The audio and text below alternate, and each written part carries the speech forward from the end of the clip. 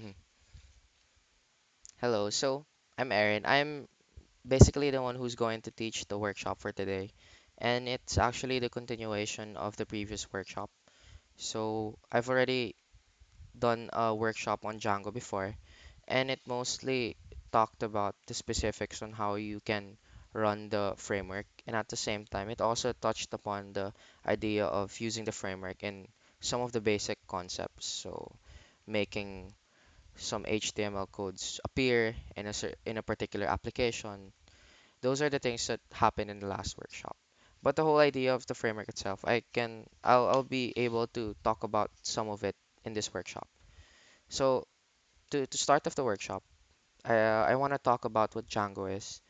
So Django is basically the framework of Python, which is one of the most popular programming languages today, and it is mostly used to develop web-based applications. So Django is the framework that most people use nowadays in order to make web-based applications or applications that you see on the web. So those are the things that you can access through the different URLs and something like that. So that's really what Django is if you're trying to understand it on a superficial level. And it also, one of the things that should be taken note of in learning Django would be the architecture itself or how it's structured. So it is the architecture of Django is actually MTV or model template views, and I'll be able to talk about that later on. Also, one of the things that makes this framework popular is that it's an open source framework. So anyone could actually collaborate in further improving the framework, which is better in the long run, so that people can actually try to manage the framework and even further improve the framework itself. So in discussing the architecture a while ago, I mentioned that the architecture of Django is MTV. So the MTV is basically model template views architecture. And I'll try to explain this on a I'll try to explain this as simple as I can, but the whole concept itself, it's very complicated. So if you think that you still have questions after my explanation, you can just approach anyone in the cluster or you can just message me if you want to get to know more about the architecture itself. But on a basic sense, the whole idea of it is that requests a user has actually does an HTTP request to the web application. So an HTTP request is done by the user and the request itself is being handled by the URLs. Or in that case, in the case of the framework, it's being handled by the URLs.py, which we will learn about later. So once there's a request done by the user, it goes to the urls.py and it checks if the request itself goes is available to be dealt with the resources of the framework itself. So what do I mean by that? It checks the urls.py if the request exists in the framework, and overall after that, it's going to be forwarded to the appropriate view. Now the view or the views.py, as you can see on your screen, is basically the one managing the different requests of the user. And it's the you can think of it like this. It's basically the middleman of the different components of the framework. So the different components would be the model, as you can see as well on the screen, and the templates. So once there is a request by the user and is forwarded by urls.py, it goes through views, and views has the structure of coordinating with the different components, which is models and templates. Now, what is model basically? Model is the one that interacts with the database of your application. So, for example, if a user request has to get something from the database, for example, manipulate it in a way, edit it, delete something, it goes through views, and if it follows the certain logic that is needed for it to access models, that's when it goes to models and does the execution of the request. In relation to that, the other component of the architecture, which is template, is the one that the user sees. So whatever is in template is basically the user interface of the whole application. So whatever you see when you run your application, that's where the part of templates come in. So in a nutshell, that's basically what the model template view architecture is. So there's a request, it goes through views, given with a proper logical structure of the request itself. And if it follows the parameters that are that are being set up in views, it goes through models or templates as well, or an end for sure. So if it has to access the database, it goes through models. Then after that, whatever the user needs to see when the request is made, it goes through template as well, and most likely the structure or even the logic of how the user should see its request, the effect of the request, will be done using the template. So that's basically how the MTV architecture is. So getting started. So last workshop, I talked about how to set up the framework itself, what are needed, what are the prerequisites. And I'm under the assumption that most of you guys have done already that, have already installed the specific applications. But if you haven't, I'll just post the link to my previous presentation as it contains the different things that you need in order to run the framework itself, and even the link that could help you install the applications that you need. But to start the whole point of this workshop, I'll immediately start off in creating a project and an application as well. So as you can see on your screen, in setting up the application, there's some of the steps that you need to follow. So an assumption that you already have Django, you already have pip, you already have Python in your PC, the first thing that you need to do would be to make a project. Now we'll try to go in our command line. So here, I'll access it first. I've already made a folder where my application will be contained. So Django Workshop here. And you can just actually do this. So press this and type in CMD. You'll be directed to your command prompt. So we'll just copy the line of code that's needed in order for us to start an application or even create an application. So it's Django admin start project, then whatever the name of your project is. So in my case, I'll name it task list or even task. So Django admin start project, Django admin start project.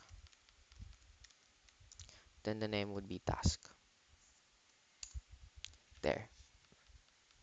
So as you can see, it didn't really show you anything if you've already done like a if it created the folder of the project itself. So you can do this in order for you to check.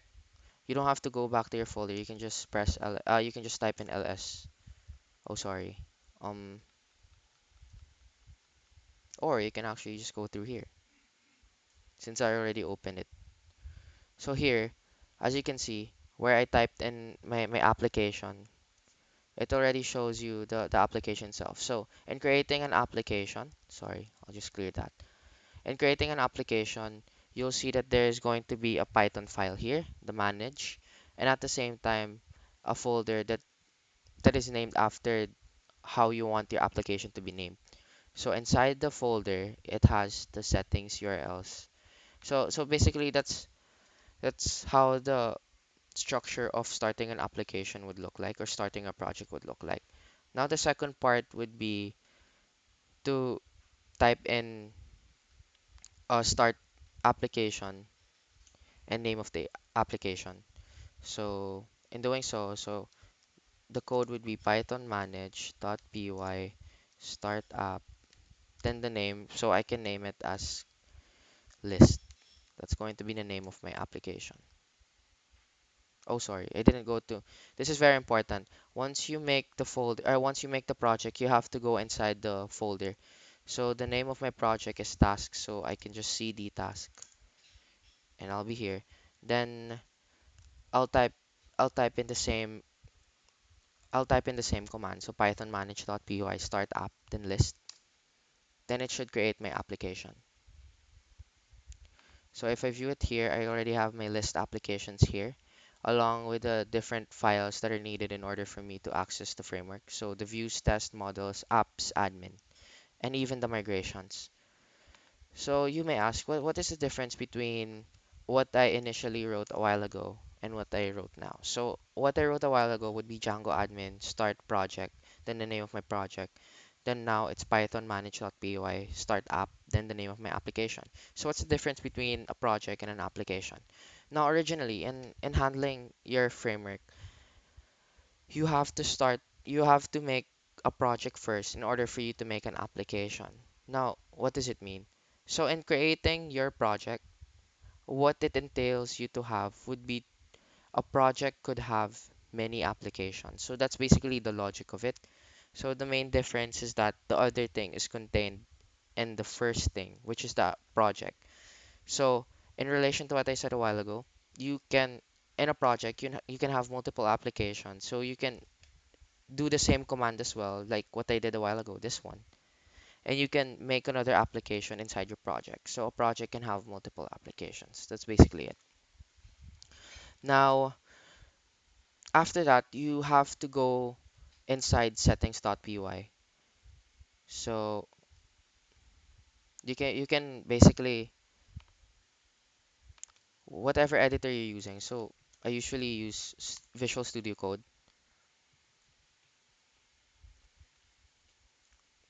here. Then I basically drag the whole folder here. Then I just use it there. All right. So the second step would be to actually go to settings.py here, as you can see on the screen. And what we have to do would be to add something in the installed task. So, installed app, sorry. So originally, these are the installed applications in your framework. But like what we did a while ago, we installed another application when we typed in Django, Python manage.py start app, and the name of my app was list. So I have to type in list here just for the framework to know that I actually added a new application. So that's how I initialized it. So just to give you a brief background of what we want to do in trying to learn the whole framework itself. So the goal of the workshop is to be able to teach you guys how to make a simple application in using the framework as well. So at the end of the workshop, what I envision for you guys to be able to do would be to make your own task list application. So what is it basically? So I guess I'll show you first what you can expect after listening to this workshop. So I'll try to run the application I made just to show you guys what you can expect after this workshop.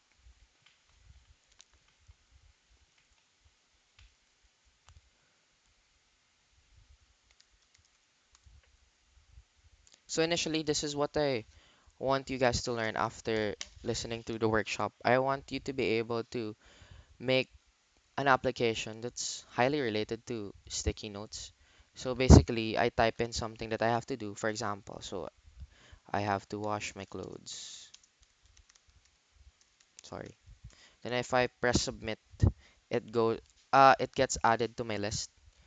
So I already have oh, sorry, I already have something in my list at the start, so which is help. Then I added wash my clothes basically. Then if I'm already done with it, then I can just delete it.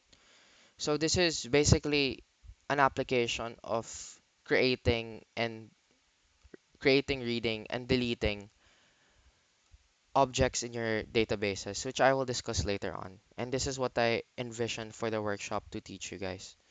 So that's basically the application that I want to be able to impart on you after the workshop.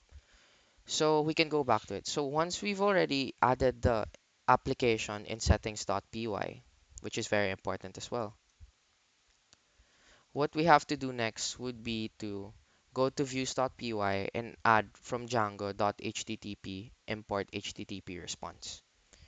Then I'll show the importance of this later on.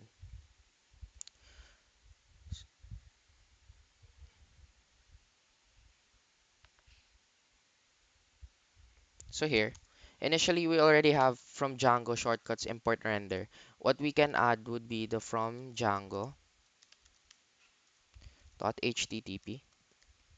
sorry,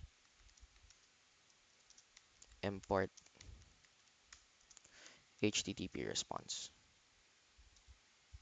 Sorry.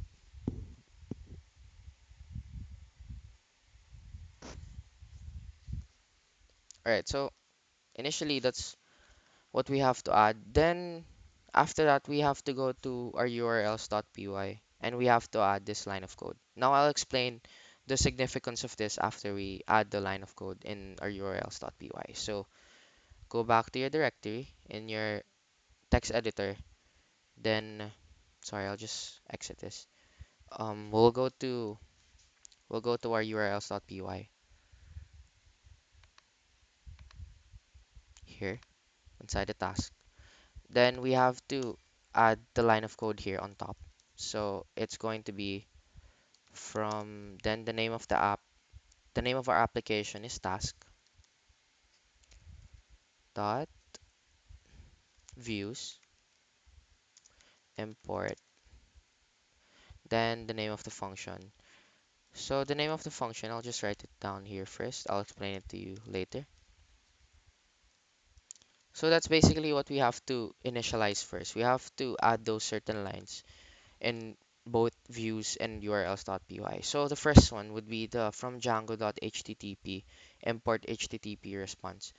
So you can think of it like this. It's trying to get something from django.http, which you can think of as a library, and it wants to import a specific library. Uh, it wants to import a specific function, for example, from a specific library. So in this case, it wants to get HTTP response from django.http. Now the significance of HTTP response, I'll talk about it after.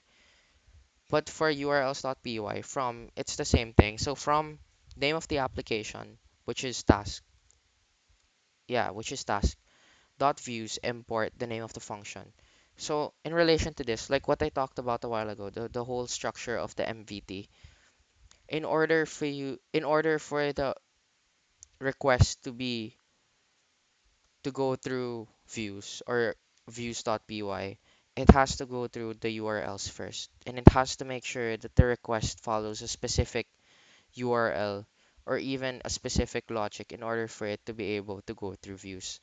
So this whole line, the from the name of the app, it basically suggests that from the name of your application, it tries to access the views or the views.py talked that we dealt with a while ago, and it wants to import the name of the function. Now in the views that I talked about a while ago, we're going to develop functions here. So we're going to add functions here later on, which is basically the significance of adding this whole line of code here. So for example, let's try to make a simple function here. So def um, home. Then inside this, you have to, sorry. So let's code. So here, what we can do is that we can try to make a simple function here. So request home would be the name of the function. So since we already have a function here in views.py, we can actually add the function here already in our urls.py. So home, that's the name of the function. All right,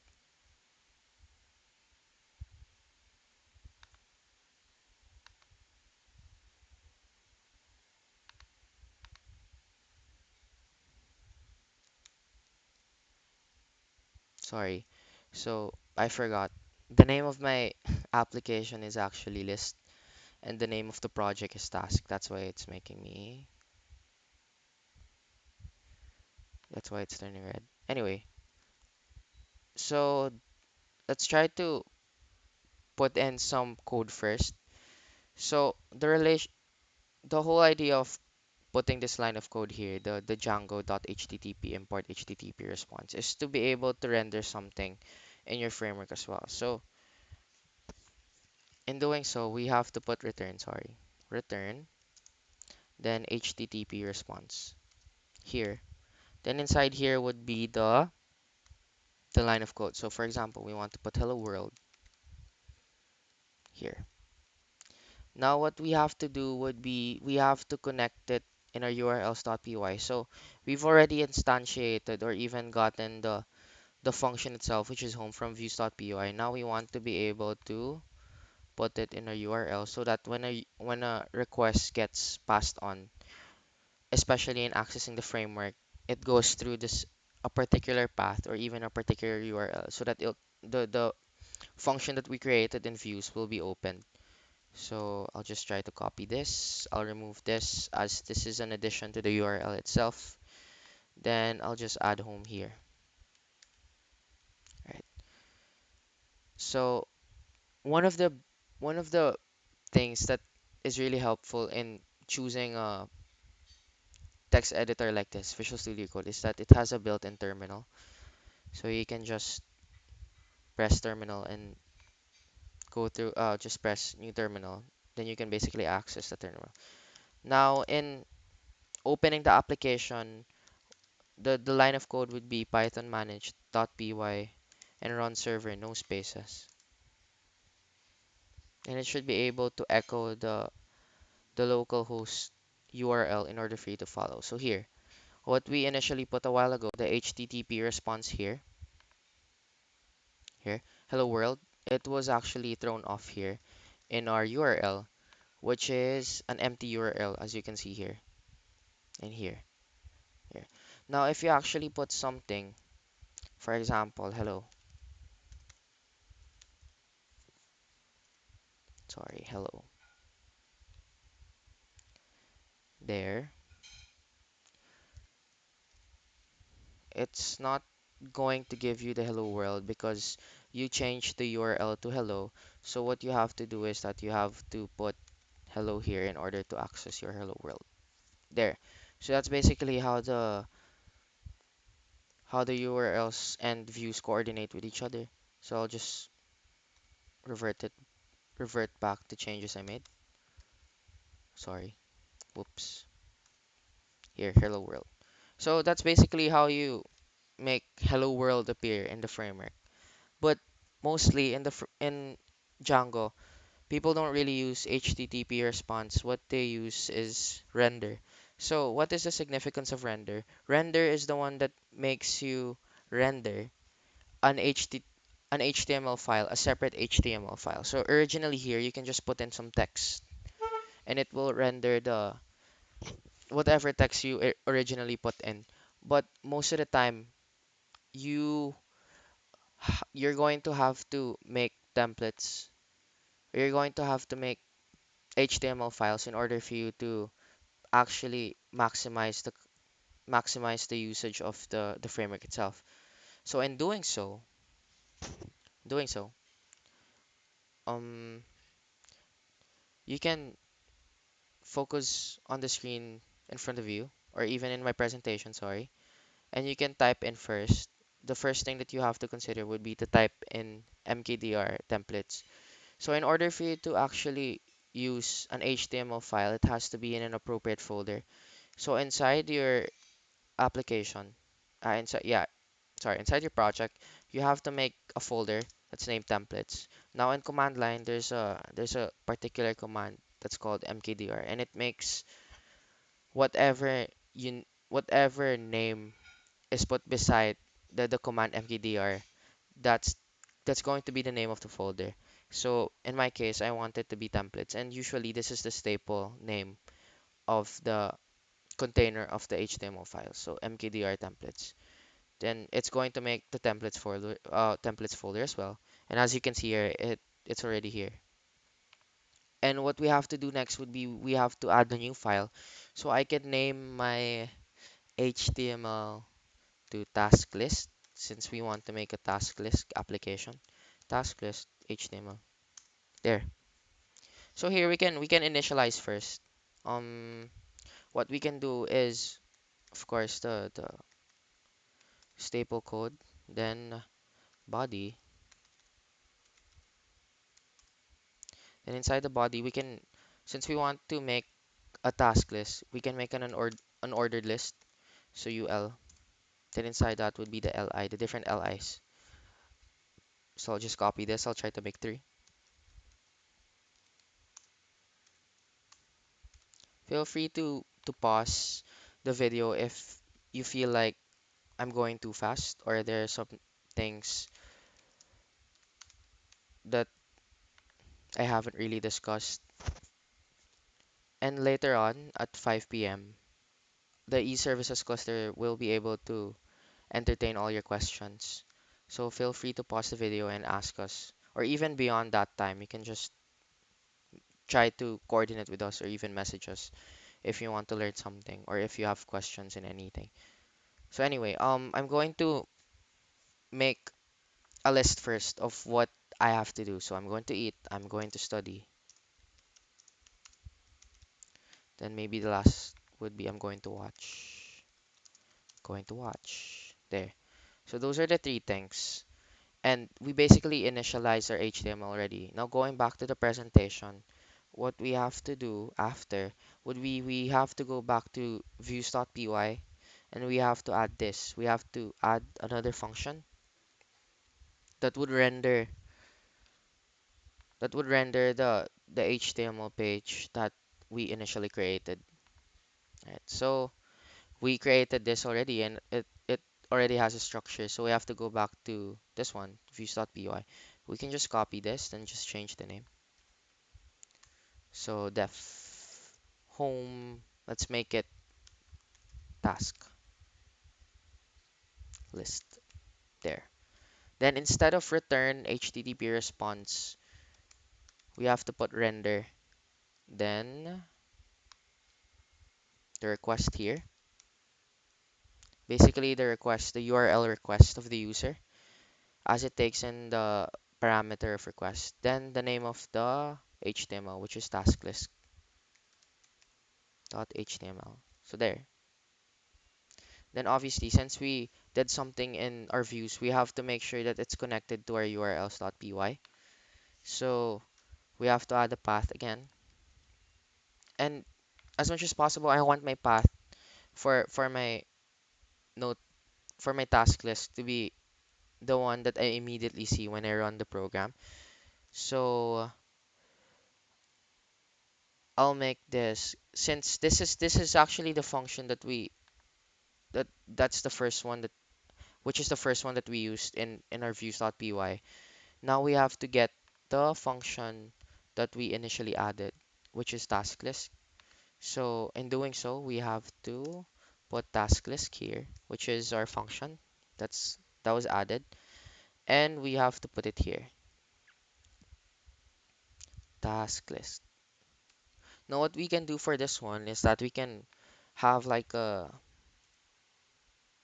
specific URL so that we won't be redirected to this whenever we open it initially, the application, I mean. So what we can do is we can just put home. So if we type in home, it has to show the hello world. But if we put in task list, if we don't put anything and we just launch our application, it has to uh, it has to make our task list h.html appear. So let's try it out. If we follow the format, then we should be able to see the application.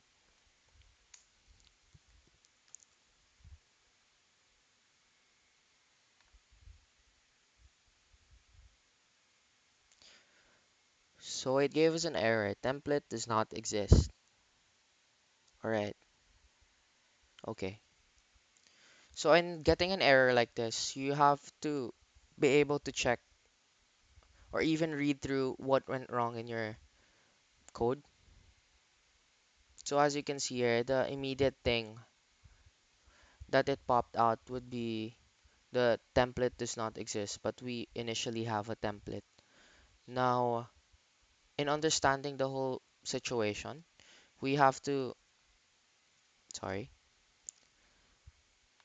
we have to be able to see, we have to be able to understand that maybe the probability of my application not being able to read my templates is that I just initially added it. Just like my application, I had to initialize it first in my settings.py. And for sure, whenever you add something in your project, you have to initialize it in your settings.py.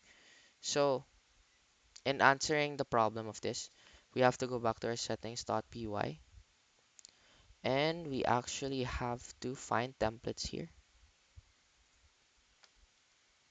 Oh, sorry, this is not my project. Sorry, this one. So we have to go back to our settings.py. Sorry. And we basically have to look for templates. And inside would be the directories. So what we have to add here would be a particular line of code that would make the framework understand that added something in our app, we added something in our project. And that line of code would be this one, the os.path.join base directory, then comma templates. So we have to put that inside here. So os.path.join, then base dir, then the name of the folder, which is templates. So this should fix the whole problem. So if we try to launch the application, sorry,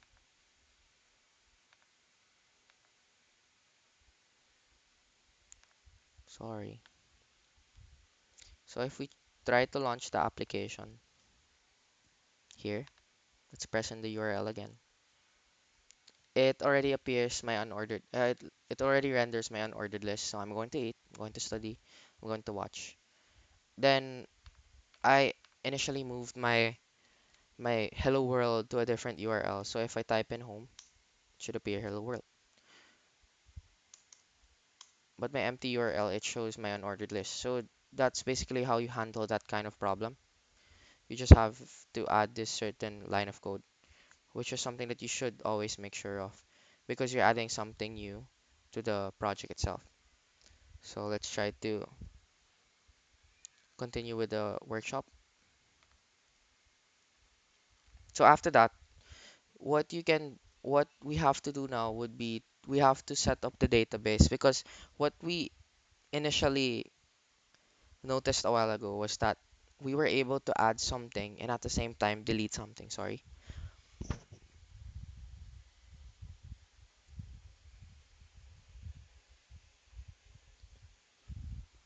We were able to add something and delete something in the application that I showed a while ago. And in doing so, we have to touch upon the concept already that I talked about a while ago would be, and it would be the models.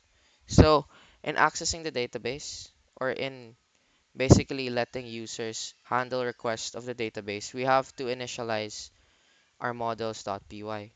So in doing so, we have to go to our models.py file. So let's go to it. You can find it here. Sorry. Whoops. This one. Create your models. So initially, what we have to do is that we have to type in what we basically want to do. So I'll I'll I'll just type it first and I'll explain after. So task list, and inside here would be model.model.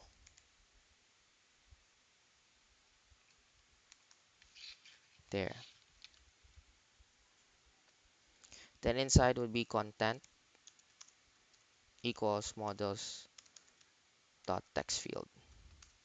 All right.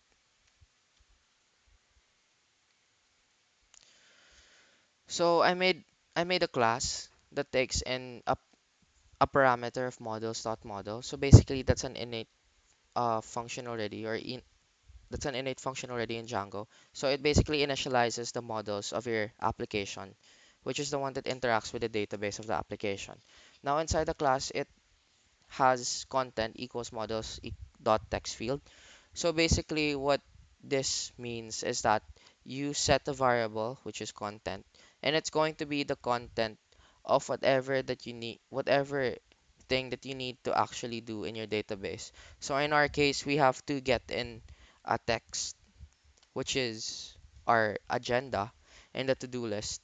That's why initialize the variable that is I initialize the variable and it's equated to models.text field. Now this models the prior to text field is very important because you're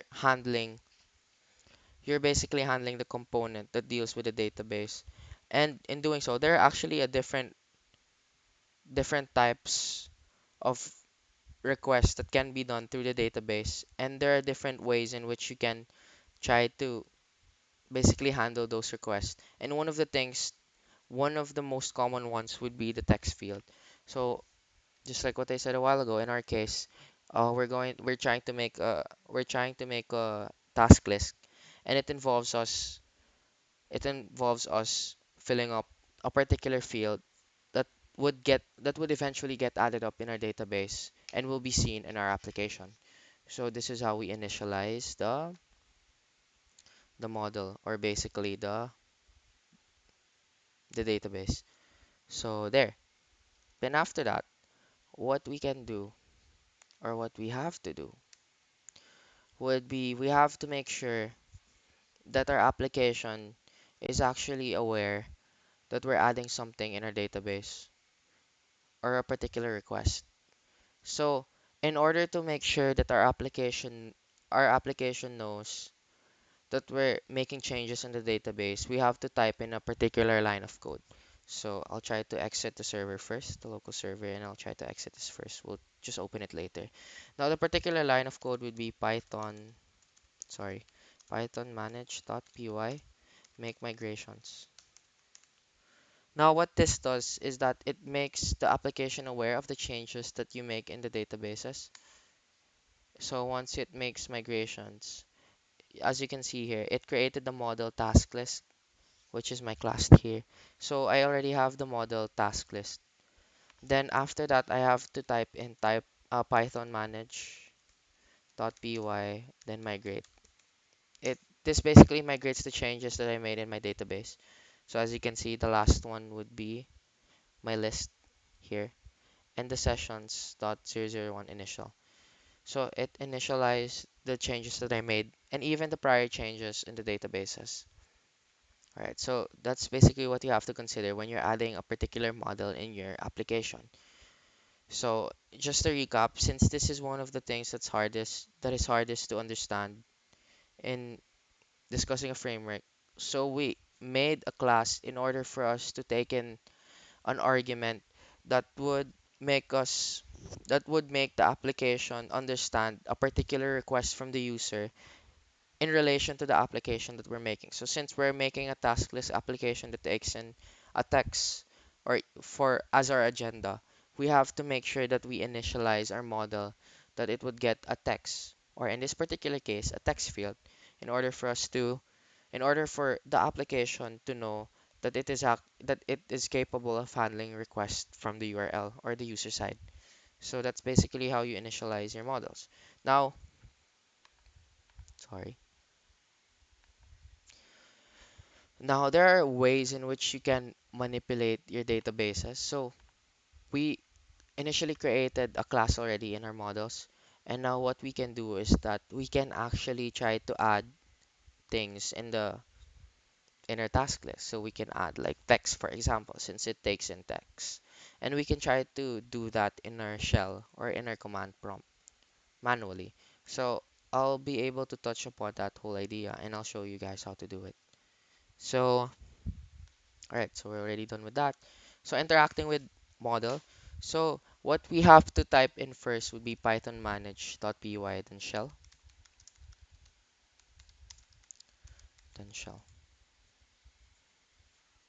Here. So we're already in the interactive console. So what this does is that it lets us interact with the database.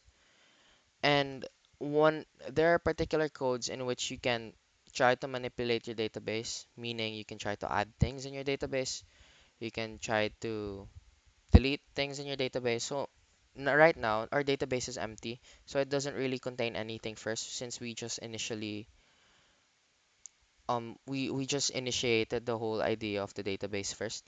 So some of the codes that you can actually use would be to before we can try to manipulate the database, since it's important for us to initialize our class first because the application has to understand where it's coming from, which is more of like knowing what to access particularly in using the python manage.py shell. So first we have to type in this line of code. So from the name of the application dot models import model class. So our model class is task list, and the name of our application is list, right? So from list dot models import the name, which is task list. There. So it didn't really show anything first, but we can check that by doing this particular line of code. So model class, which is task list dot objects dot all. So task list dot objects dot all. So it shows us that we have an empty set.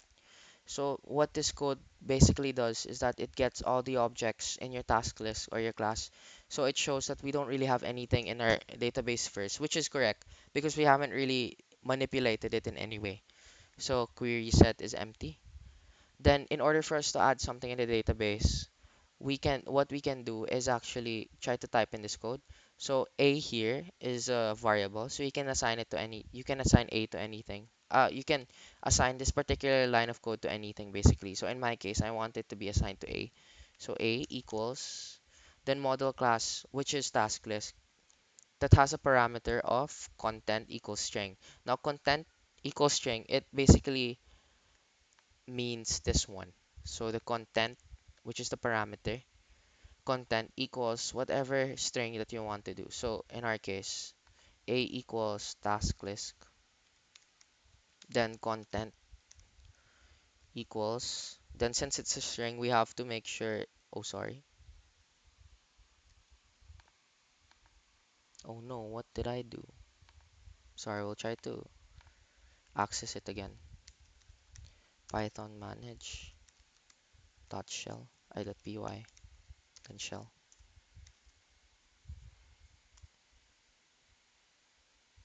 Their interactive console, then from list dot models import task list. Then what we did a while ago would be task list dot objects dot all query set, just like what we talked about. Then we can do it like this. Then a model class task list, then content. Then since it takes in a text field, we have to make sure that it's actually a text. So hello world.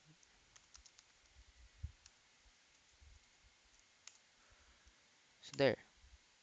Then if I try to print it, oh, I have to save it first. So this is very important. We have to save whatever code that we put in or whatever string that we put in our database. So a here is my variable, then the task list, which is my class, then the content of that task list. I wanted to have hello world, and I want to save it.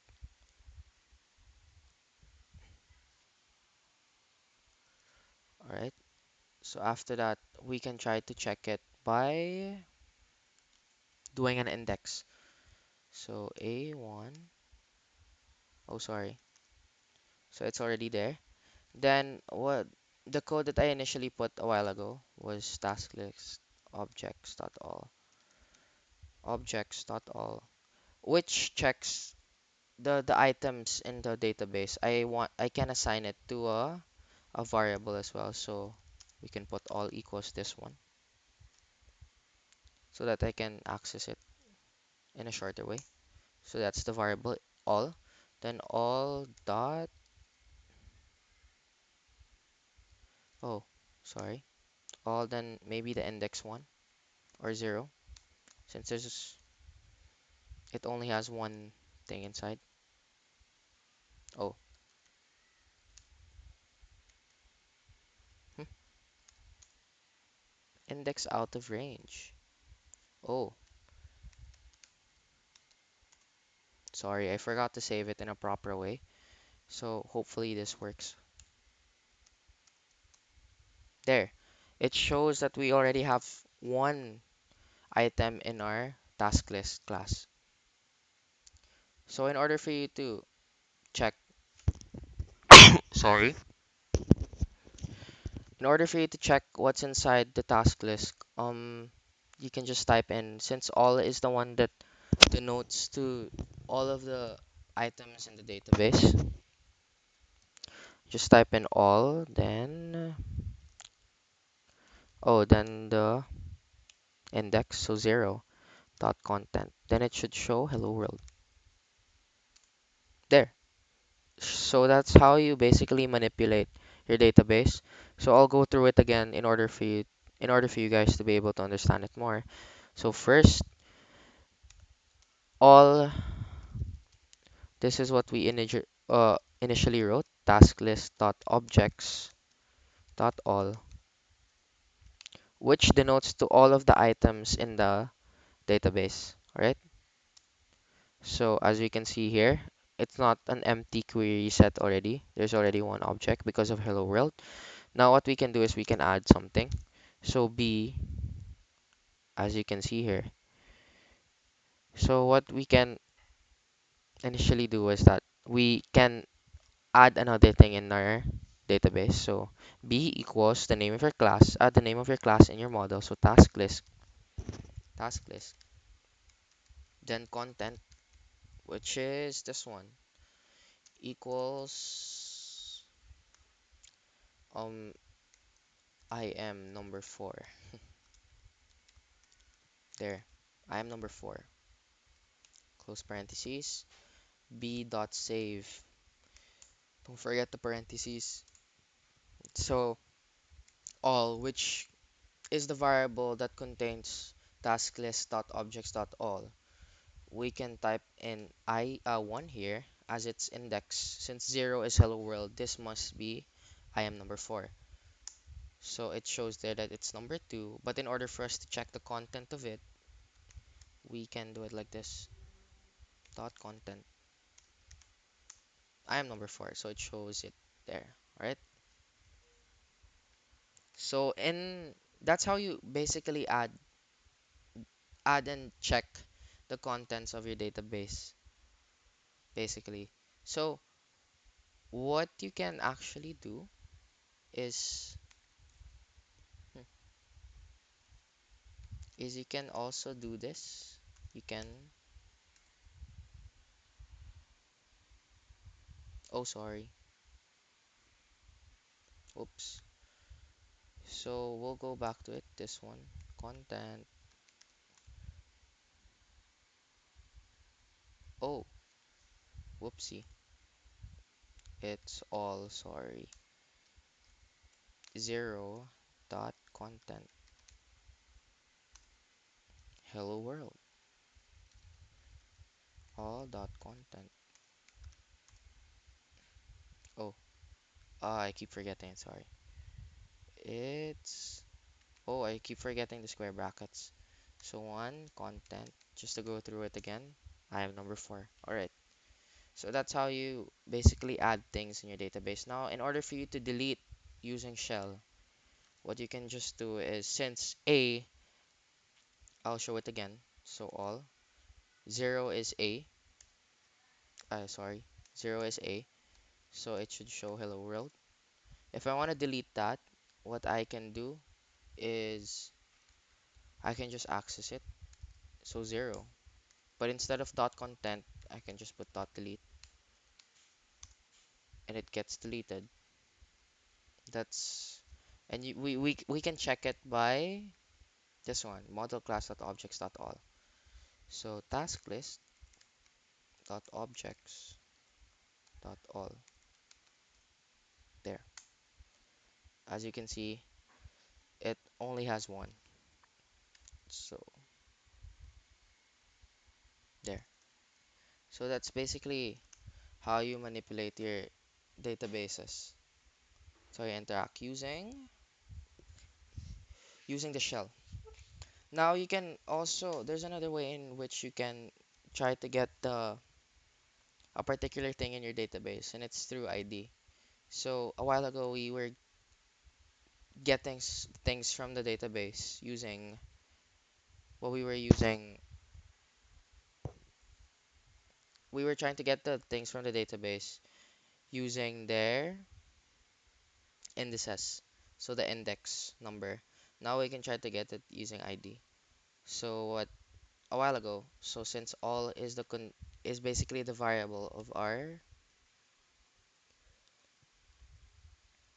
it's basically the variable of all of the contents of our task list.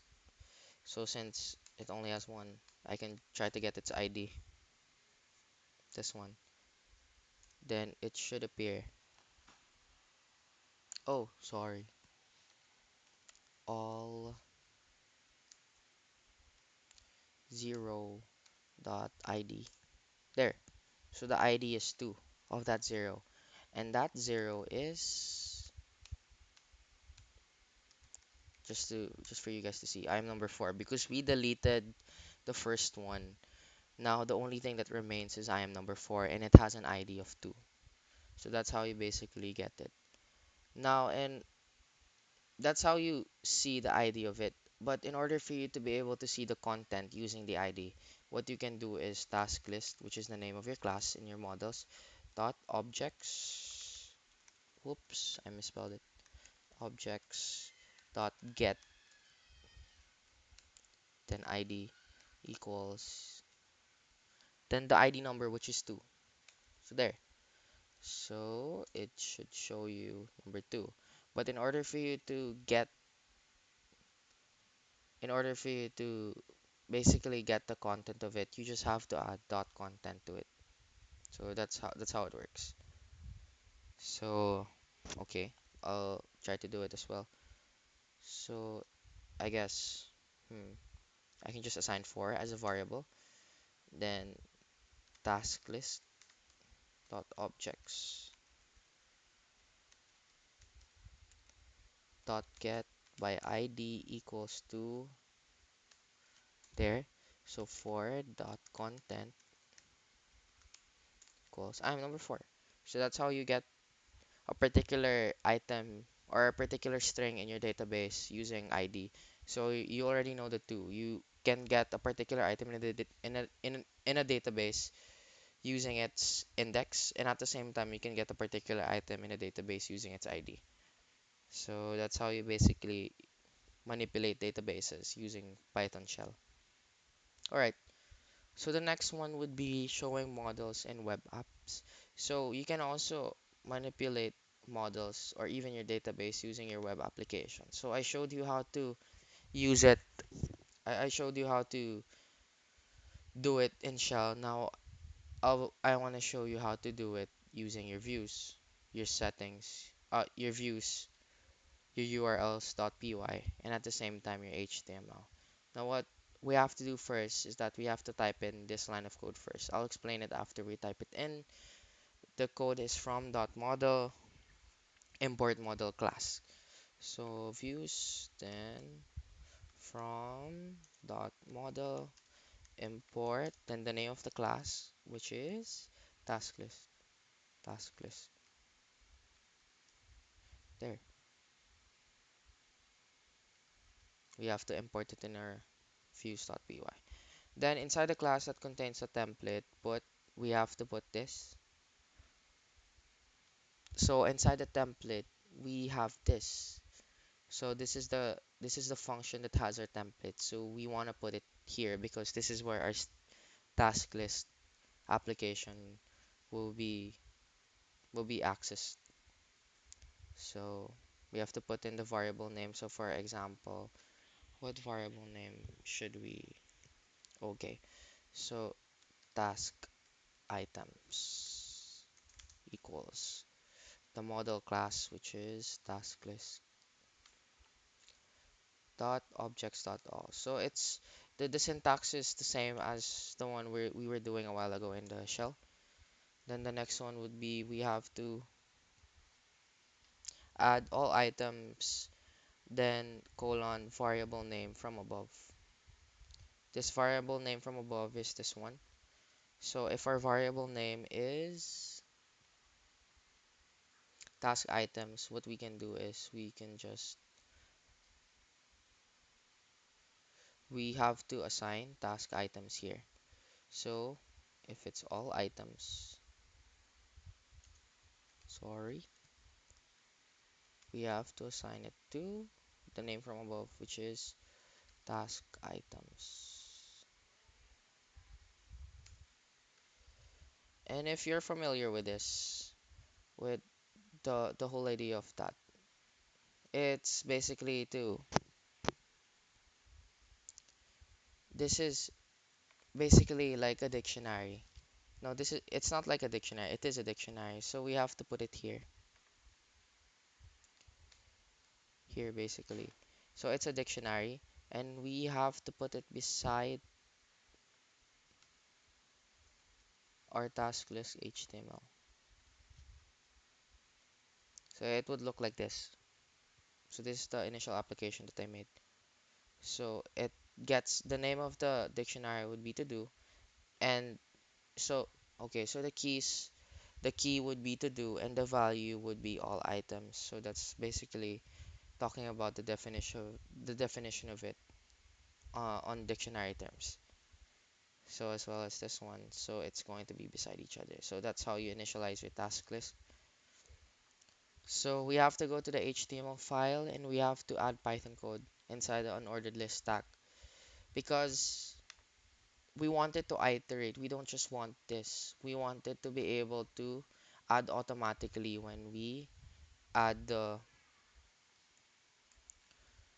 we wanted to be able to add automatically when we add something on our list. So this is not going to cut it. We have to add this particular code. I'll type it in first, then I'll explain after. So it's this one. It's going to be that.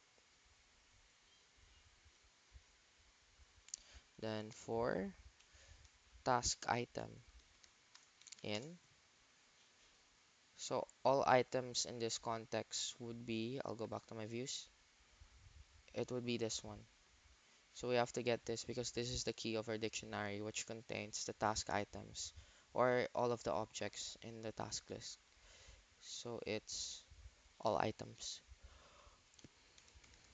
Sorry. There. Then inside that would be our li, or basically the container. Then inside it would be double curly braces.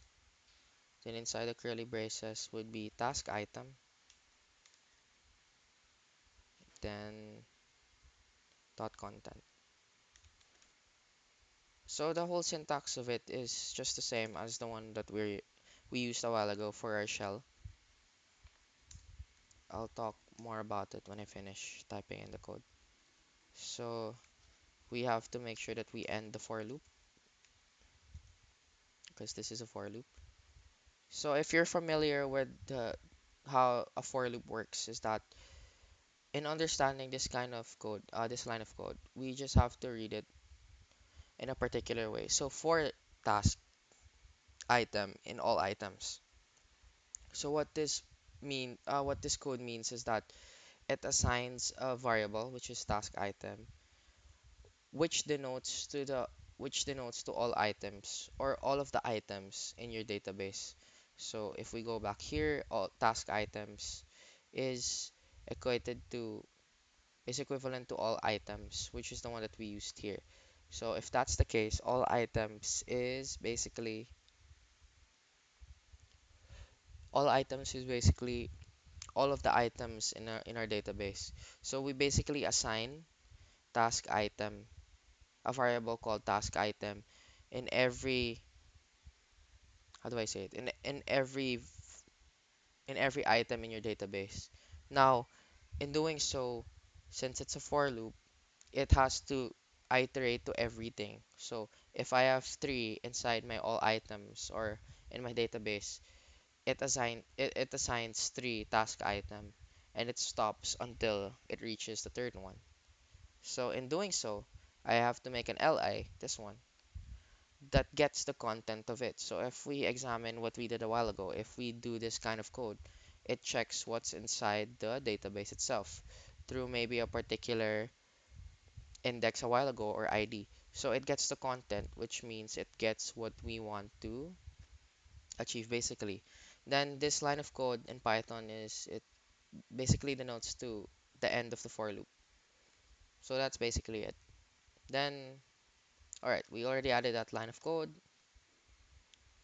Then in this one, we have to actually add this line of code on top of it. So this one, before I discuss the whole concept of the code, this is the in general, this is the code that would make us input in our task list. So this is the form where we input what we need to do, what our agenda is. So we can just copy it, I guess. Sorry. We can just copy it. So form, action, add. I'll I'll explain I'll explain everything after I copy the code as usual. So this one, I have to put this above UL tags. So form action. I'll explain this particular line of code as this is very important also. Form action, then the method post,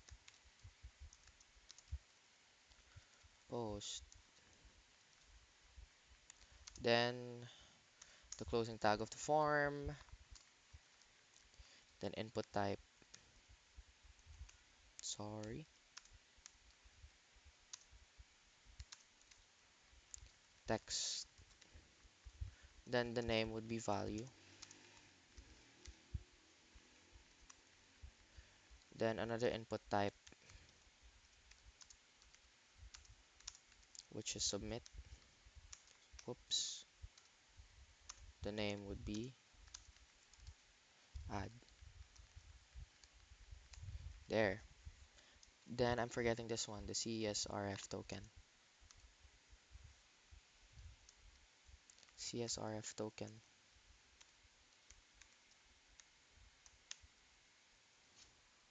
Oops.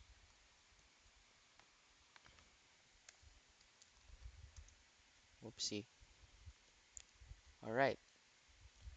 So this one is basically the text field where we can add something in our task list. Then I'll explain it line by line.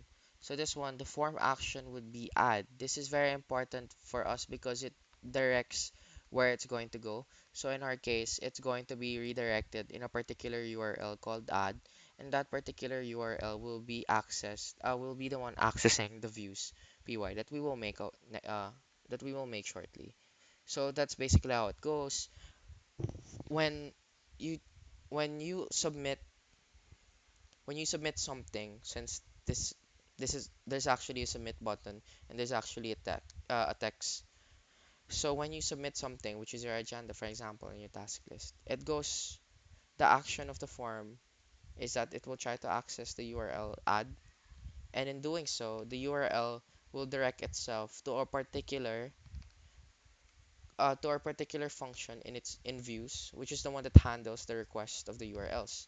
So that's basically how this works. The method, there are two main methods in forms. One is get, one is post. So post is basically the ones that makes you manipulate your database. It makes you add something in your database. It makes you delete something in your database.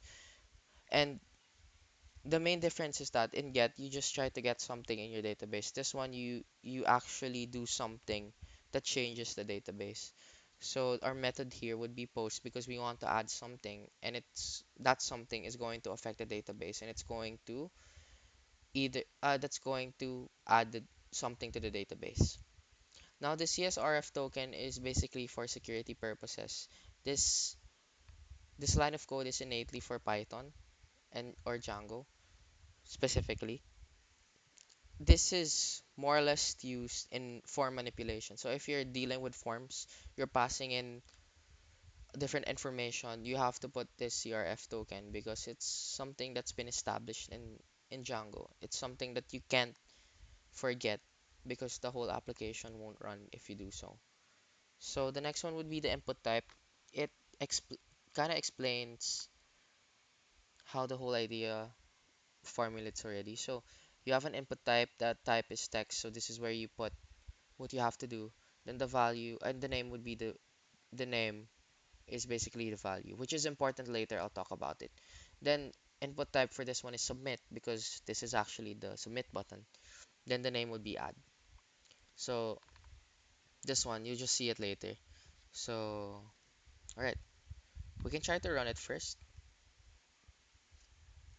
just for you, just for you guys to see what it looks like.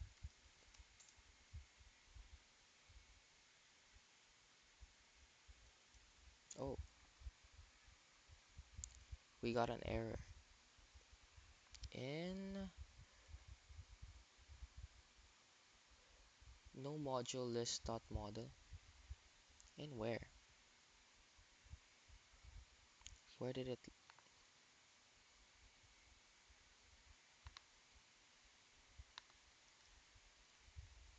there? Oh, I forgot the S. Whoopsie. It should work.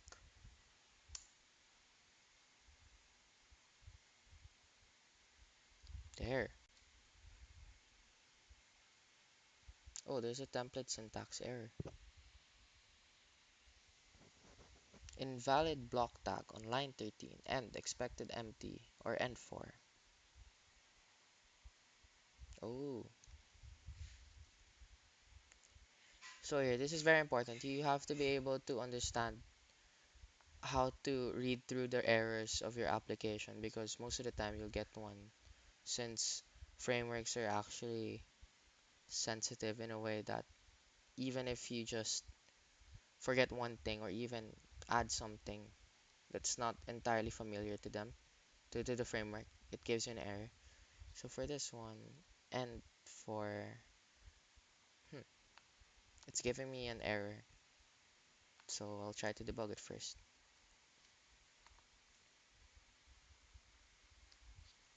In task list, I assume it's a syntax error. Yep, it is.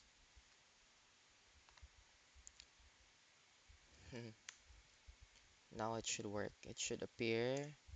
Our UL, our unordered list should appear already. Hopefully. There. So it appeared already without any errors, so that's a good thing. But we still have to initialize how we could add things in our database, which is very important as well. So let's do it right now. I just ran it so that I could debug some of the problems beforehand because it's going to be hard. That's also one of the tips that I want to give you guys. It's going to be hard to if you just continue coding and coding and coding without actually testing it first because you're going to if you already had problems, it's going to pile up and it's going to be hard for you guys to debug the whole thing. So as much as possible, you can break it down into modules. So once you've already done this, you can try to run it. Then if it gives you an error, try to fix it beforehand. Try to fix it before you actually proceed to a different module. So that it's easier for you to track what the problem is. All right. So for the next one, oops. Oh, oh, rip. Okay, so we already did this. And for post, oh, we have to go to views.py. Then we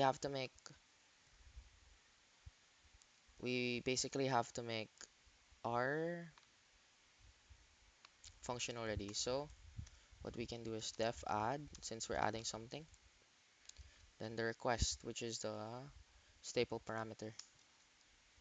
Then you can just type in any variable here. My variable is save. Then model class, which is task list for me. Then the content, which is this is where the value is important now. I'll show it. So this is actually quite familiar. The syntax that I'm writing right now is the one that is quite similar to the one that we actually did a while ago in our shell. So dot post here. Then inside that would be value. So here, what I talked about a while ago. So my task list, which is in my models, it basically has content and it is equated to the models or text field. Now what I'm doing here is that I'm basically equating the content into the request post that I'm making, which can be seen in my task list HTML. So the request that I made or basically this one, would be post, which can be seen here, post. And the value that it's getting would be this one, the text. That's why it's very important. So that's the value here. So I'll just complete the rest of the code. Then as usual, if you're adding something, you have to save it. So dot save there. Then what makes this different from the other ones would be we have to add another one here. It's called HTTP response redirect, this one. So what this does is that after the views has been completed, as in the line of codes in a particular function, it redirects you to a particular URL. And that particular URL that we want it to be redirected to would be our home page that has nothing in it. So when you immediately open the application, that's the immediate thing that pops out. So HTTP response redirect. Then inside it would be name of use class with templates. So none.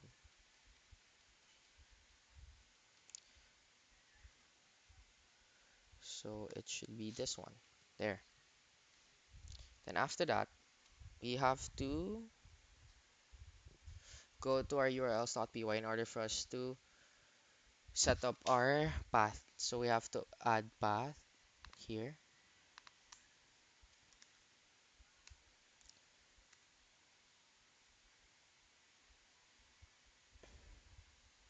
We can do what we can do here is that we can just put add as its staple URL, then add, which is the name of our function here. Now, in order for us to access that, we have to add it here again. There. Okay, so hopefully it runs if I followed it seamlessly. Let's see how it goes. So if I type in something, it should be able to add. So hello. Oh no. Where does it get redirected to? Add. Okay, so we have to check why it's going there. So let me check.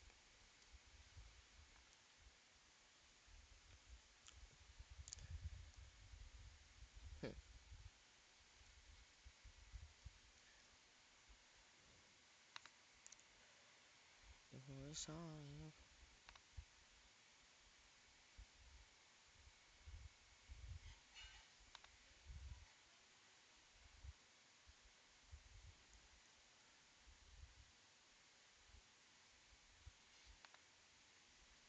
Sorry, I'm checking what went wrong.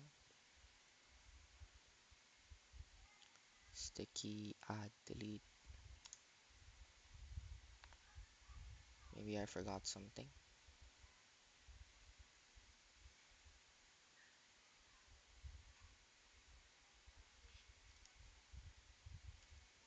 What did I forget?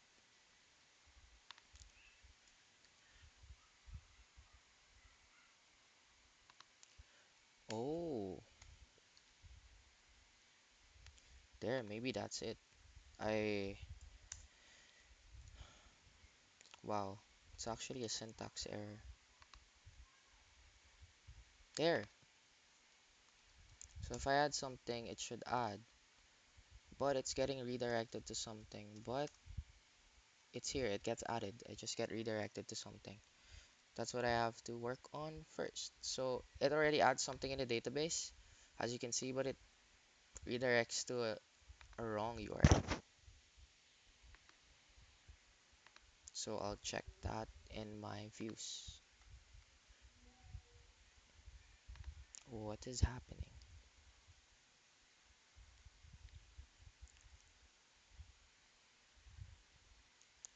How come it's redirecting me to a different URL?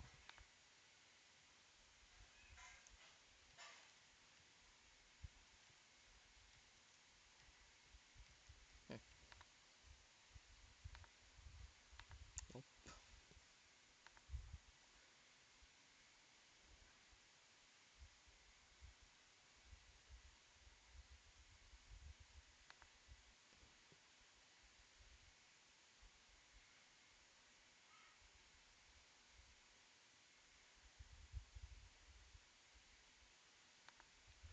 I'll try something first.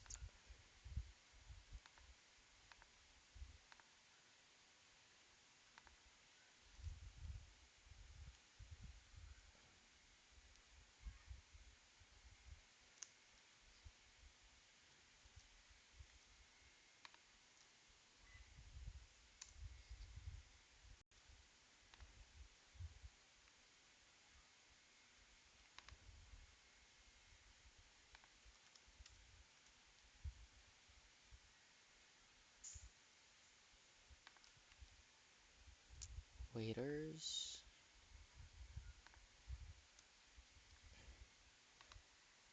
I feel like I made a mistake somewhere here.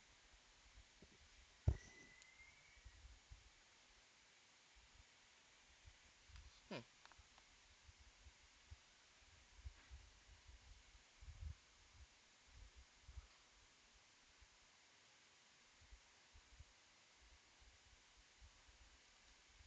Should be able to redirect it there.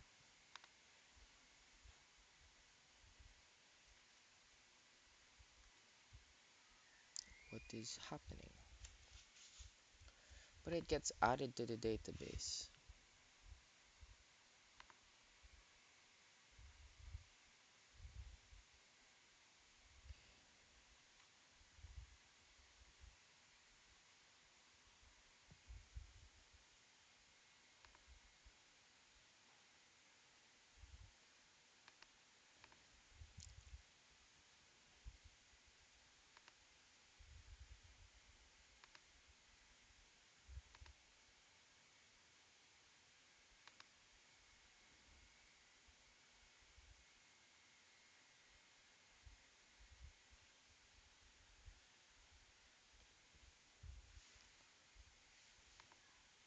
I'll try it one more time.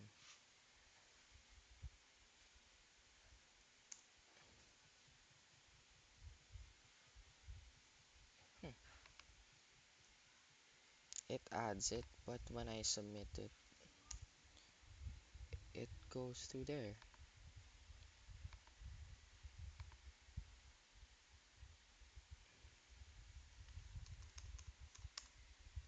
But it gets added. Weird.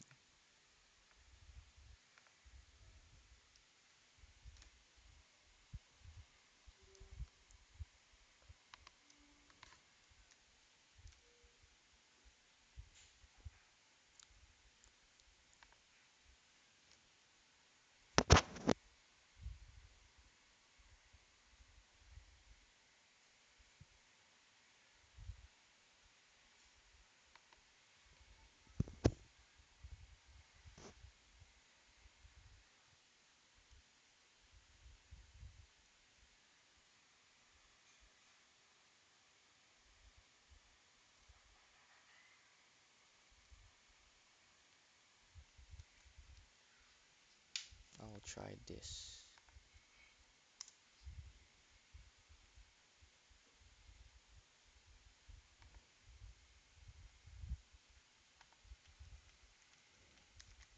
Help. There.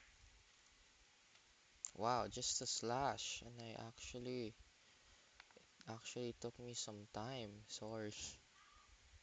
But yeah, here. So it works already. So that's how you basically in your add something in your database. Now the next part would be to delete something. So I'll initialize already a view function here. So I'll name it delete here. And in delete, just like what I talked about a while ago, sorry. Just like what I talked about a while ago, in manipulating databases in Shell, there are a lot of ways in which you can try to access it. And one of the things that you can try to access something in a database would be to make use of its ID. So first, what we can do is that we should add this code first. I'll explain it line by line after I finish adding it. So I'll go to my task list.html. Where is it? Oh, go to add code below. Sorry.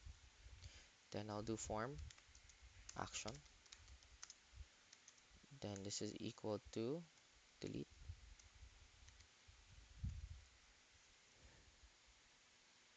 Then the curly braces,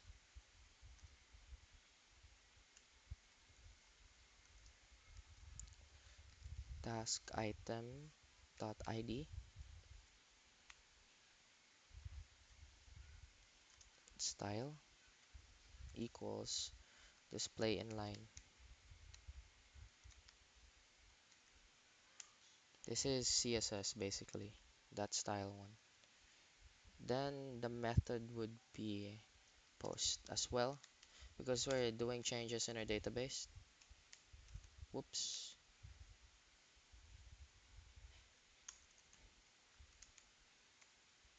there.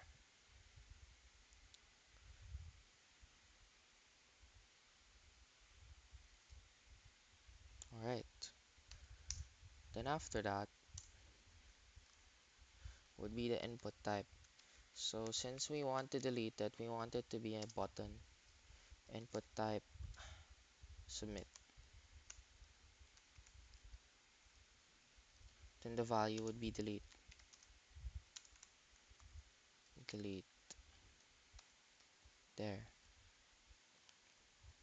Then what I have to do next, oh wait, first I'll explain it first. So this line of code, the form action, delete, task ID, task item ID, then style display.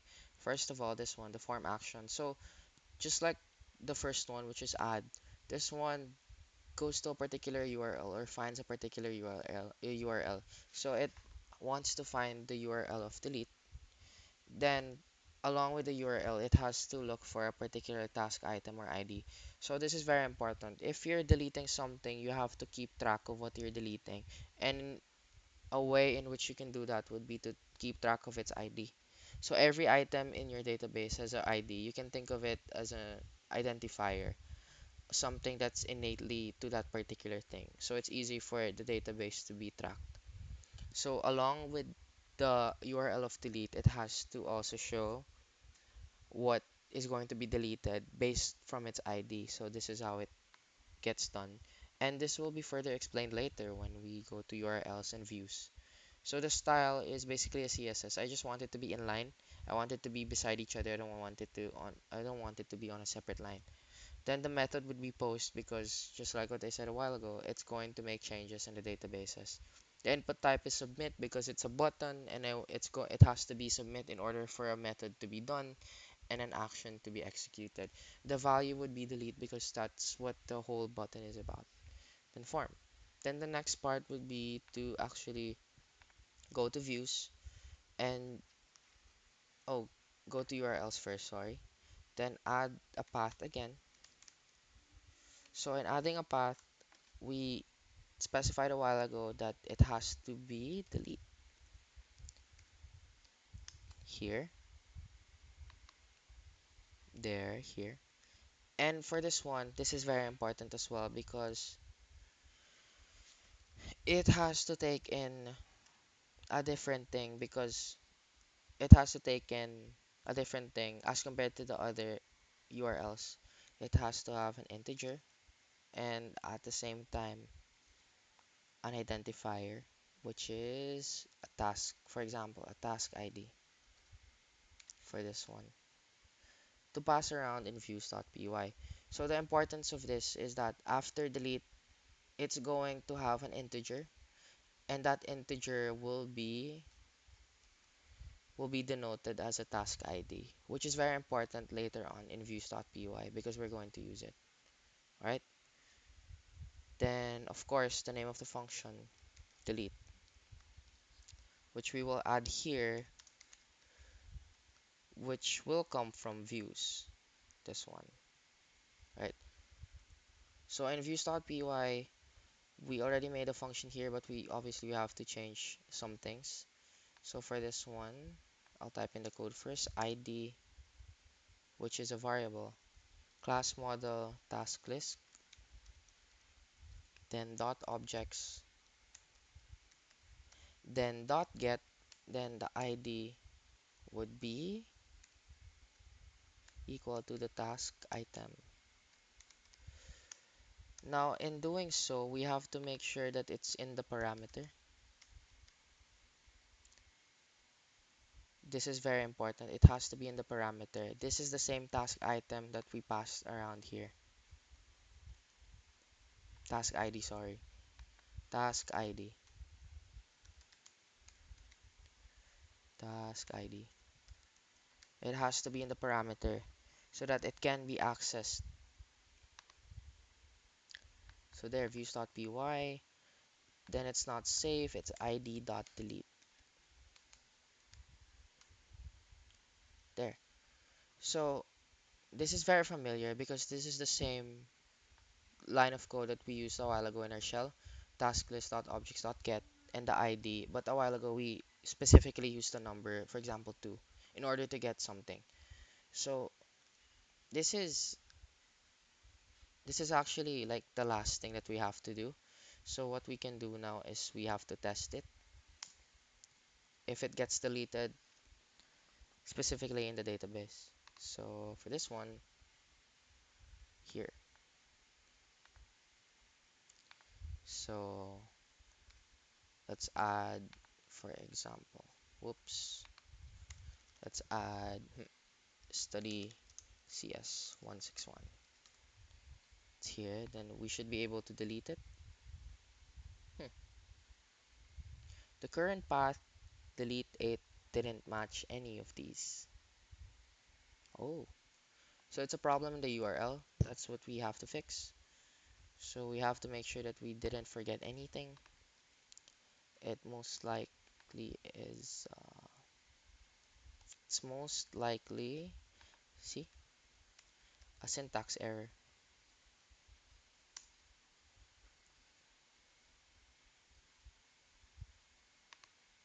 So hopefully it gets deleted. Huh? Hmm. It's still a problem in URLs. I feel like I forgot something. Yes, I did. And it's,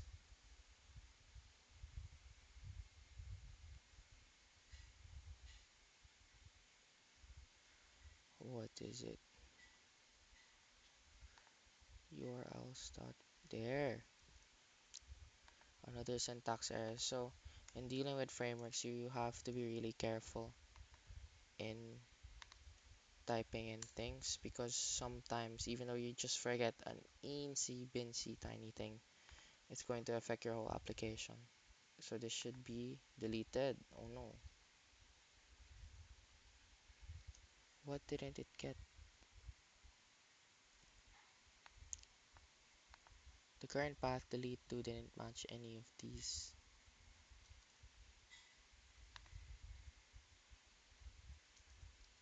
What?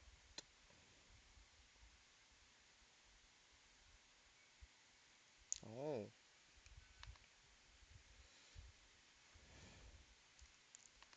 still the same error. Keep forgetting it's this one. It should do the trick.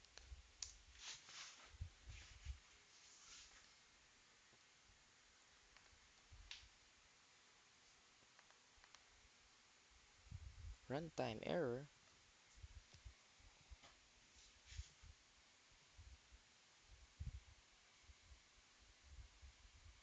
Hmm?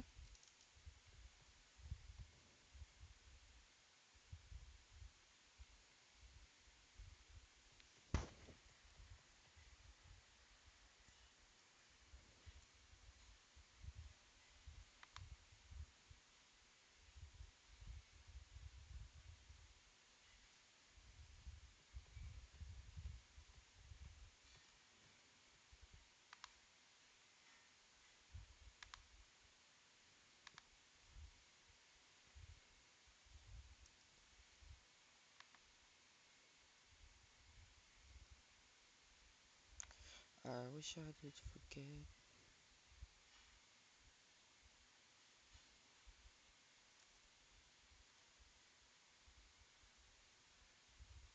Hmm. Let me try to find what the error is.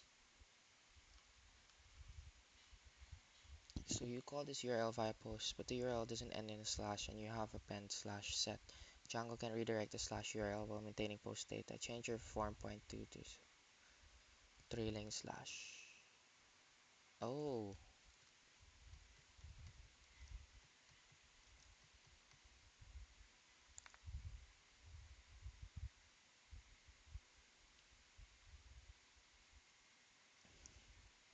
I think it's in my HTML.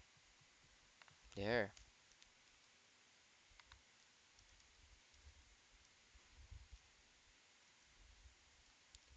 I think that did the trick already. Hopefully.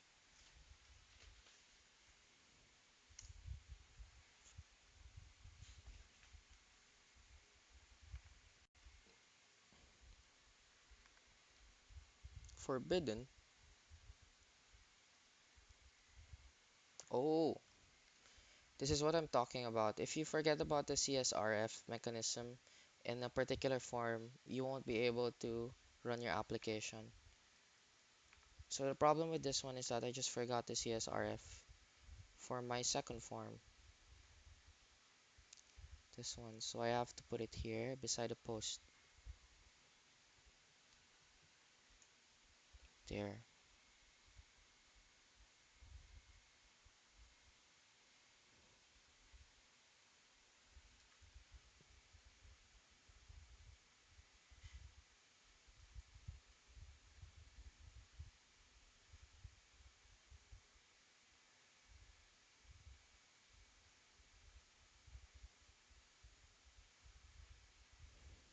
Hmm.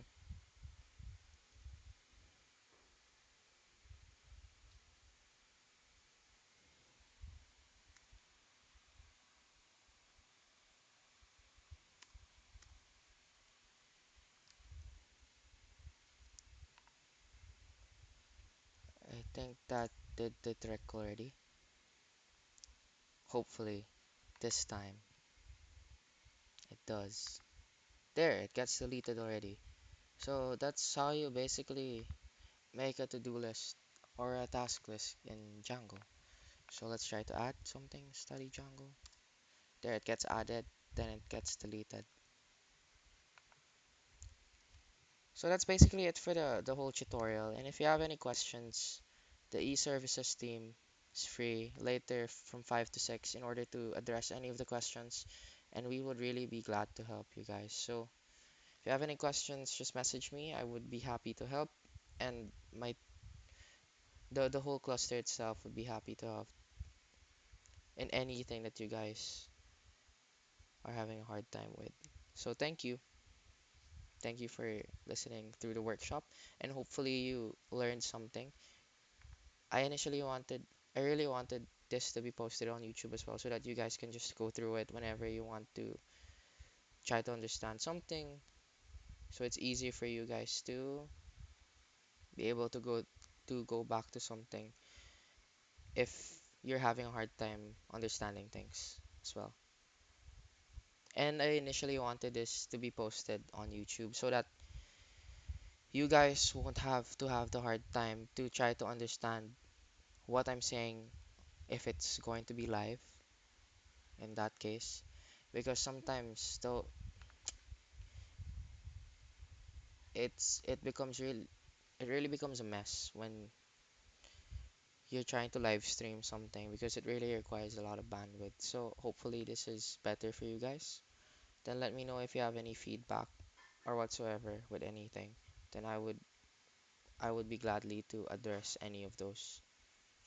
So thank you for listening to the workshop and hopefully you guys are doing well.